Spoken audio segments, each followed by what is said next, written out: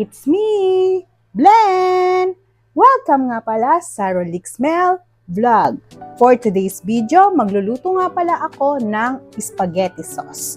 So, ang mga kakailanganin nga natin ay, syempre, spaghetti sauce. Ang spaghetti sauce na nandito sa akin, Italian style. Then, kailangan din natin ng hotdog, cheese, sibuyas at bawang, chicken breast na in-slice ko na maliliit. Syempre, cream, pang-pa-creamy ng sauce, and then ginisa mix, pang-palasa, at paminta. So, ayun nga lang ang kakailanganin natin. Tara at samahan nyo na nga akong magluto. So, tara at magpainit na nga tayo ng ating pan. Pwede na nga rin natin lagyan yan ng mantika. Again, ang gamit ko nga ang mantika ay canola oil kasi nga zero trans fat, zero saturated fat. Ayan, at mainit na nga ang ating pan. Pwede na tayo maggisa ng sibuyas at bawang. Ako talaga pag nagigisa ng sibuyas at bawang, sinasabay ko na sila. Iba-iba tayo ng paraan kasi ng pagluluto. Kung iba, pinapaka-melize muna yung sibuyas bago ilalagay yung bawang. Ako, sabay ko silang ginagawa. Tapos ko lang, hintayin lang natin maluto at babalik ako mamaya pagluto ng ating bawang at sibuyas.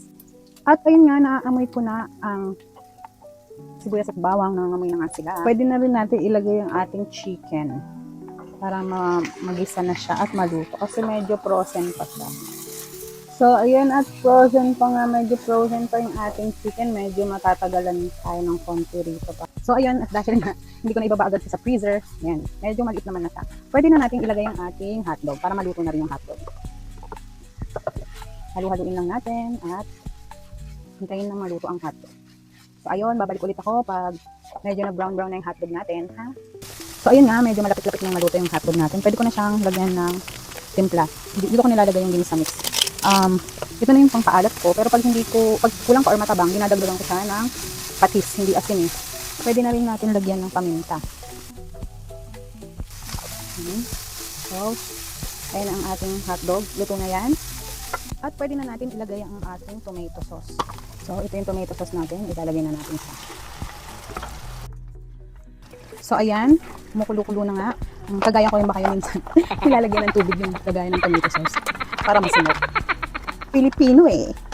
So, ayan. At malapit na nga siyang maluto. Ilalagay na natin yung ating cream. Dati ang nilalagay ko nga pala ay condensed. Pero natatamisan ako, kaya cream na lang, all-purpose cream na lang yung nilalagay ko ngayon. Then, mag-a-add na lang ako ng mag-a-add na lang ako ng sugar kasi medyo gusto ko maasim-asim yung sauce ko eh, hindi sobrang tamis. So, ayan yung magpapa-creamy ng ating sauce.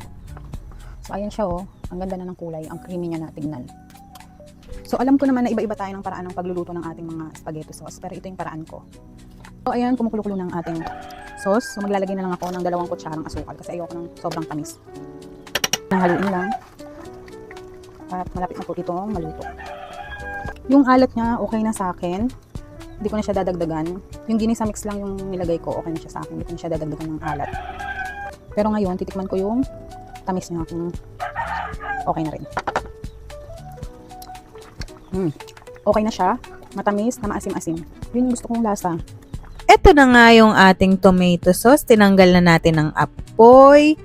At sa huli ko nga pala nilalagay yung cheese. So, hanggang dito na nga lang po ang aking video.